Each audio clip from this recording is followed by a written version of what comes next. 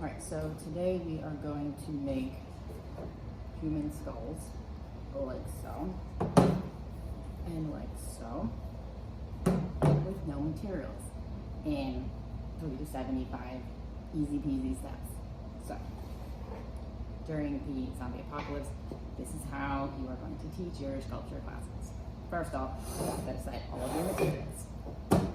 Secondly, make sure you have your tools at hand and that they are the correct tools. This is the correct tool. As you can see, it's very different from this one. The end isn't quite as pokey stabby, so you want to make sure that you have the right tool for the job. Secondly, make sure that you have your proper stand for your skull, and then create a ball of paper. Start forming your clay around the ball of paper, and then use the heel of your hand to mindfully slam it into place, like so. As you can see, the clay is forming nicely around the paper, and what we want to go for is a nice round back of the skull, so our brain has somewhere to go if the zombies don't get it. Ideally, the back of your head is kind of round, and the front of your face is kind of oval, so your side profile should be like that.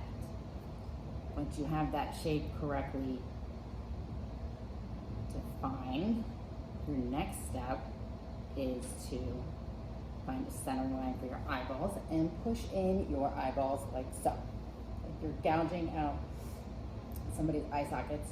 So you want to push those in and then find where your nose is and stab that in, and then find your jawline. It's important that your jawline is curved correctly, because if not, all of your teeth will be on the same plane and it will look really stupid. So, as you can see here, we have a nice round back of the skull, and our eyes are nice and gouged in, and our jawline's coming in nicely. So once we have that done, we can start working on our teeth. It is important that when you put in your teeth, you don't draw them in like a bunch of lines, or it'll look like trash.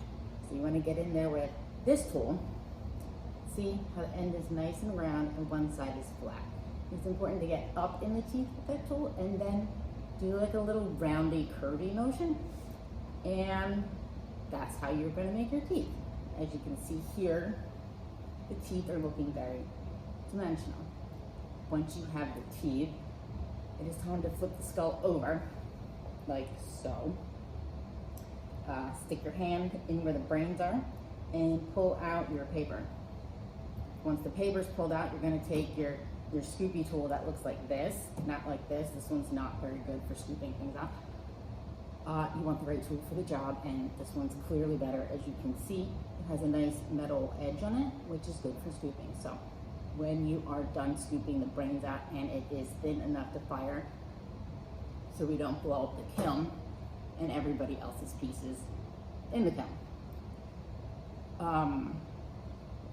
Yeah, so scoop out its brains, make sure it's thin enough to fire, check your wall thickness, and then you can start carving your designs on your head by using these tools right here. This one is super good and awesome for detail work. So if you're trying to get some detail in there and you want layers, this is the tool for the job. If you want to cut all the way through, use the pokey stabby tool, which is good for cutting holes in things. So find the right tool for the job, because everyone's at home and their supplies are very limited. So I guess we're going to be pretty conceptual this semester. So with those easy steps and washing your hands every 4 seconds, you too can make a beautiful skull that looks like this and survive the zombie apocalypse. Follow me for more recipes. You're welcome.